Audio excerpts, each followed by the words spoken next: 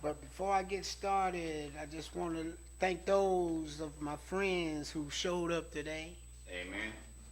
I appreciate you coming, and I'm so good. I hope you come back again. Amen. Nah, I'm just kidding. I'm just elated that you came. I am so glad. Amen. My sermon will come from Isaiah 11, 1 through 10, and Psalms 72, 1 through 7, 18 and 19. I will also touch on Romans 15, 4 through 13, as well as Matthew's 3, 1 through 12. I just feel that for you to really get what God is telling us, just a little from all these areas must be spoken on. Amen. I'll start with Isaiah. In Isaiah, we will start with verse 11, 1 through 4.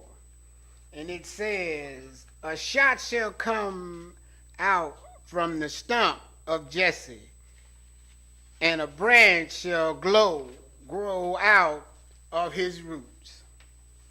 Verse 2, "The Spirit of the Lord shall rest on him, the Spirit of wisdom and understanding, the Spirit of counsel and might, the Spirit of knowledge and the fear of the Lord." Verse 3, "His delight shall be in the fear of the Lord. He shall not judge but what his eyes see, or decide by what his ears hear.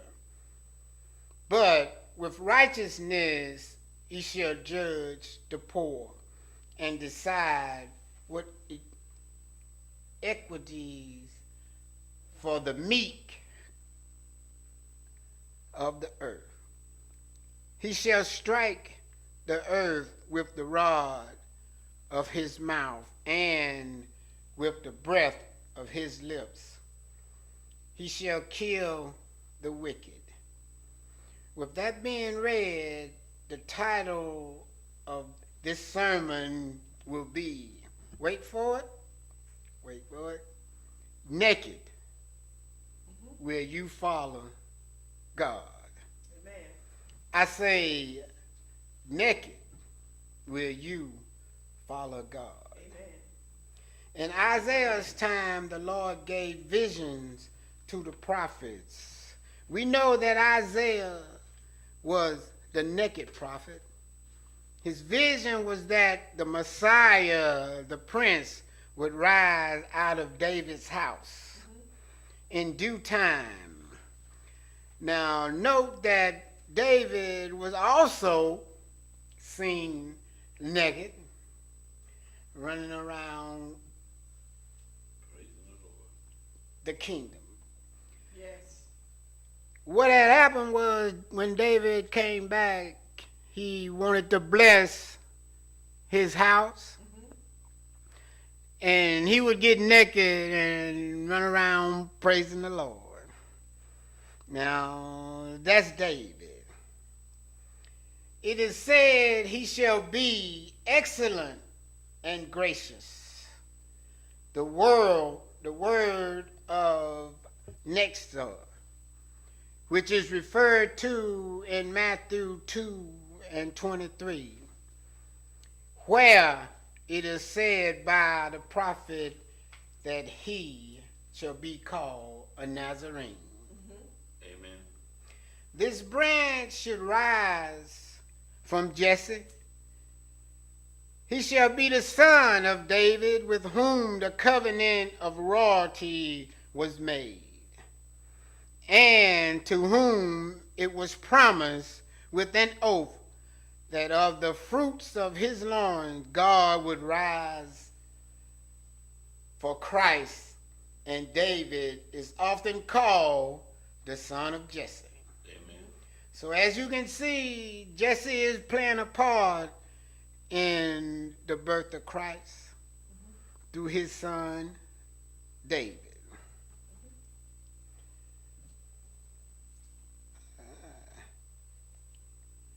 Christ is called so because he was to be not only the son of David, but David himself. Amen.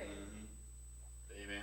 He was said to come out of Jesse rather than David because Jesse lived and died in meanness and obscurity.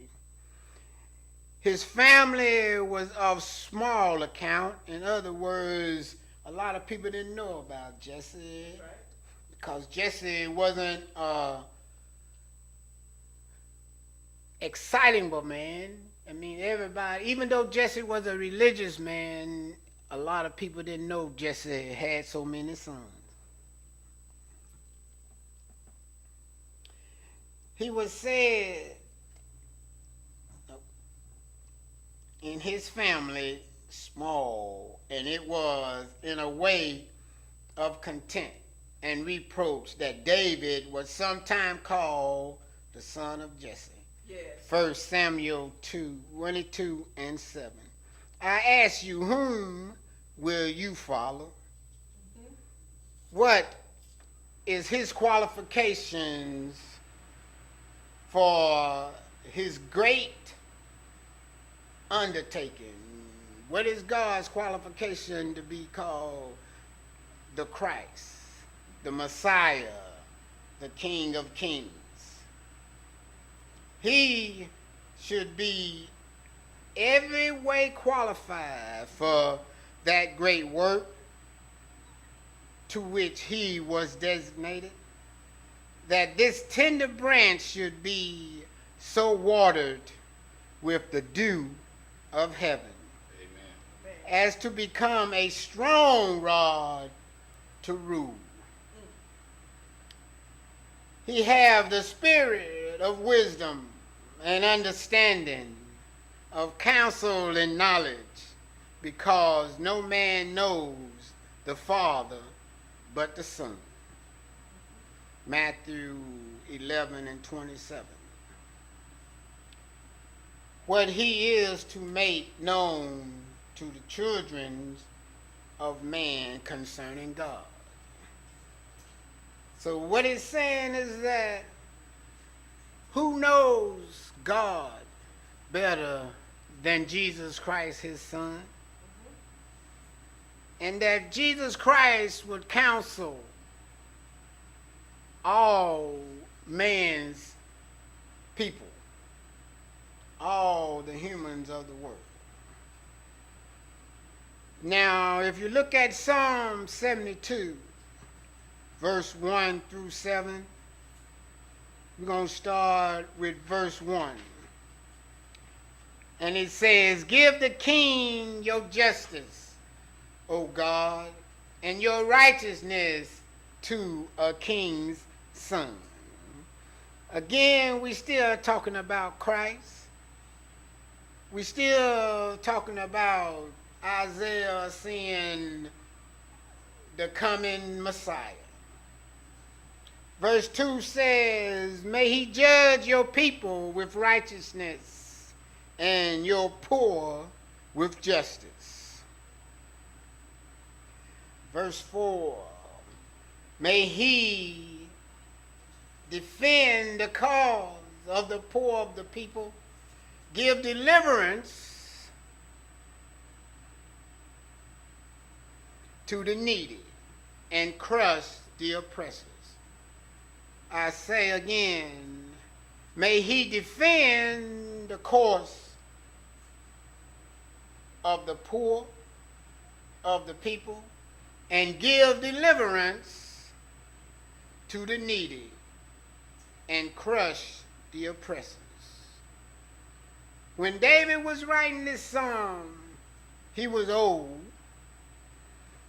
and it seemed that Solomon was now standing for the crown.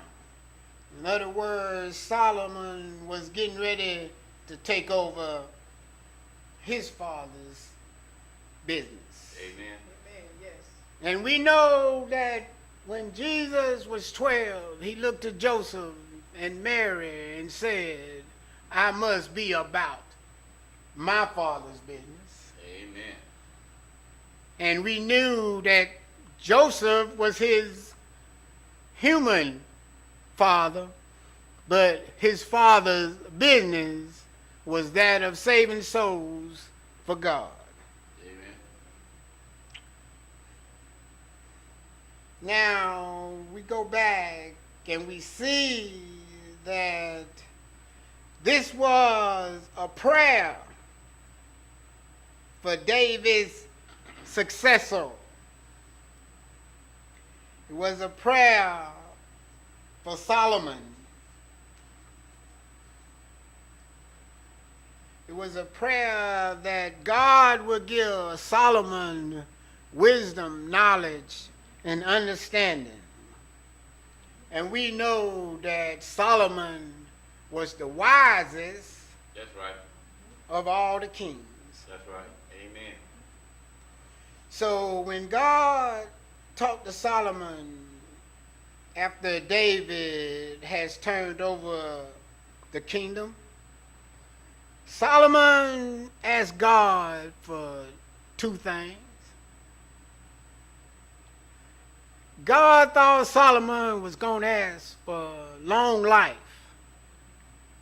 and riches, gold and silver, myrrh, frankincense. But Solomon didn't ask for that. That's right. He did. Solomon wanted to be more for the people. Amen. Therefore, Solomon asked for wisdom, knowledge, and understanding. Amen. This was something that God didn't understand. He said, well, why not money? And I'm pretty sure Solomon thought to himself, I got money. Money is a root of evil, and I'm trying to stay on your good side. Amen. I want the people to understand that I am for the people of God. And for me being for the people of God, I need to be able to give them the proper judgment. Make sure they stay righteous. Yes. And I need to be a good king. Yes. Amen. So when we apply it to Solomon, the prayer that David prayed, you say, give him that judgment, O God, and thy righteousness. Make him a man, a king. Make him a good man, a good king. It is the prayer of a father for his child. A dying blessing such as the patriarchs bequeath to their children. We may apply it to Christ. Because we know that on Calvary, when Christ died, he gave a saying to his Father. He said, Father, forgive them, for they know not what they do. Yes. Yes. And then he hung his head and gave up the ghost. Amen. But we know that when Christ was baptized by John the Baptist,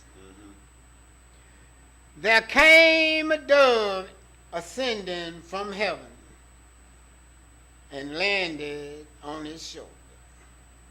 And a voice